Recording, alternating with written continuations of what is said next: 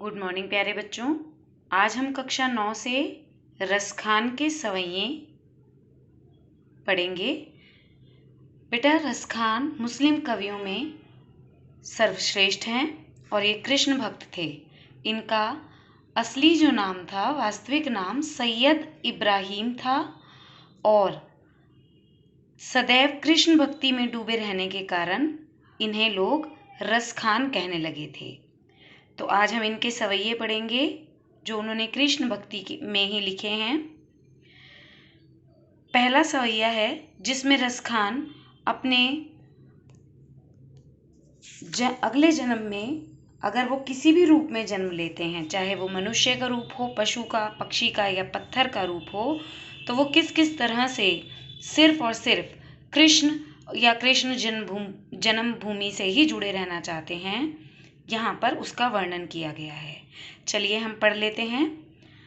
मानुष हों तो वही रस खानी, बसौ ब्रिज गोकुल गांव के ग्वारन। यहाँ रसखान जी कह रहे हैं कि यदि मैं मनुष्य रूप में फिर से जन्म लेता हूँ, मनुष्य रूप में जन्म लेता हूँ, तो बसौ ब्रिज गोकुल गांव के ग्वारन, तो मैं बसना चाहता हूँ गोकुल गांव के ग्वालों के बीच में। मेरा वास होना चाहिए, मैं वहीं पर रहना चाहता हूँ। जो पशु हूँ तो कहा बस मेरो, और अगर मैं पशु रूप में जन्म लेता हूँ तो कहाँ पर बसूं? मेरो चरौ नित नंद की धेनु मझारन, मैं चरना चाहता हूँ प्रतिदिन नंद की धेनु यानी गाय के, मझारन यानी बीच में, मंझला होता है ना, बीच में। तो मैं प्रतिदिन नंद की गायों के बीच में चरना चाहता हूँ। पाहन हूँ तो वही गिरी को, जो कियो हरि छत्र पुरंदर धारन, और अगर पाहन यानी पत्थर बनूं तो मैं वही गिरी का पत्थर बनना चाहता हूँ, उसी पर्वत का पत्थर बनना चाहता हूँ जो कियो हरि छत्र पुरंदर धारन, जो श्री कृष्ण ने एक छत्री के रूप में इंद्र के कोप से बचाने के लिए अपनी छोटी उंगली पर जिस पत्थर को उठा लिया था, धारण कर लिया था, यानी गोवर्धन पर्वत की बात हो रही है यहाँ पर। तो मैं वही पत्थर, उसी पर्वत का पत्थर बनना चाहता हूँ। जो खग हूँ तो बसेरो करऊँ, मिली कालिंदी कूल कदम्ब की डारन। खग यानी पक्षी। वो कहते हैं अगर जो खग हूँ तो, और अगर मैं खग बनूं तो बसेरो करूं तो मैं बस जाऊं, मिली कालिंदी कूल यानी कालिंदी यानी यमुना नदी के किनारे, कदम्ब की डाल पर। कदम्ब एक पेड़ है जिस पर बैठकर श्री कृष्ण अपनी बांसुरी की तान छेड़ा करते थे।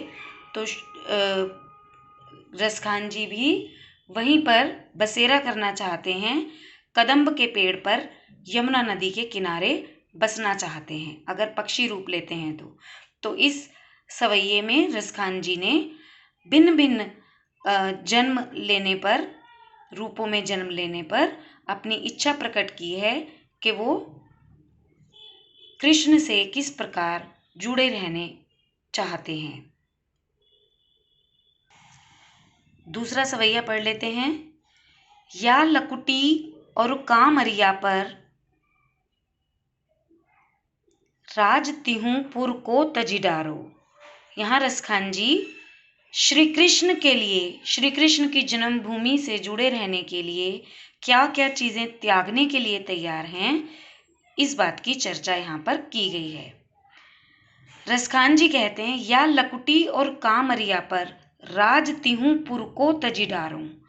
या लकुटी माने लाठी, और कामरिया यानी कंबल। जो श्री कृष्ण जब गायों को चराने जाते थे तो लाठी और कंबल लिए जो जाते थे, उस रूप पर मैं तीनों लोगों का राज भी अगर मुझे मिलता है तो मैं उसको त्यागने के लिए तैयार हूँ। आठों सिद्धि नवों निधि के सुख, नंद की गाय चराए बिसारूं। रसखान जी कहते हैं कि मैं 8 सिद्धियों और 9 निधियों का सुख भी, नंद की गायों को चराने में जो सुख प्राप्त होगा मुझे, मैं अगर मुझे 8 सिद्धि और 9 निधियां भी मिल जाती हैं तो मैं वो सुख भी बुलाने के लिए तैयार हूँ।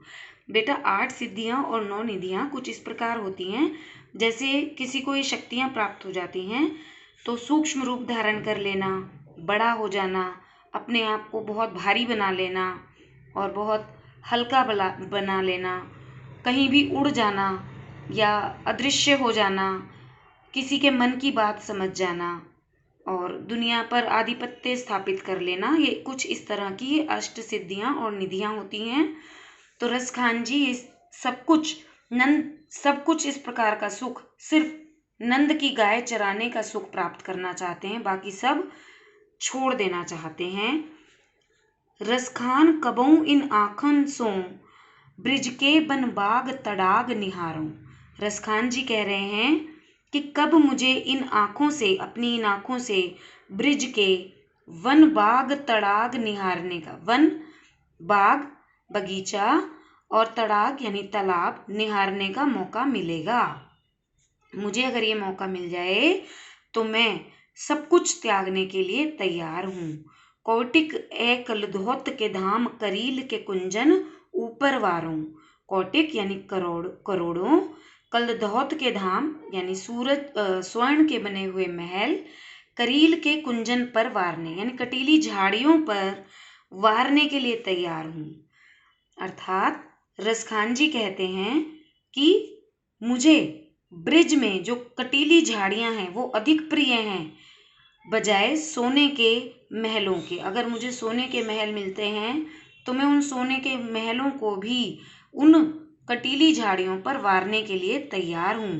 अर्थात यहाँ रसखान जी कहना चाह रहे हैं कि मैं दुनिया के जितने भी प्रकार के सुख मुझे प्राप्त होते हैं मैं सब त्यागने के लिए तैयार हूँ और सिर्फ मुझे श्री कृष्ण की जन्मभूमि, वहाँ की गाय और वहाँ ग्वालों के बीच में रहने का मौका मिल जाए तो मैं सारे सुखों का त्याग करने के लिए तैयार हूँ। तो आज इस वीडियो में बेटा 2 सवैये कराए हैं, अगले वीडियो में हम आपको तीसरा और चौथा सवैया कराएंगे। थैंक यू बेटा।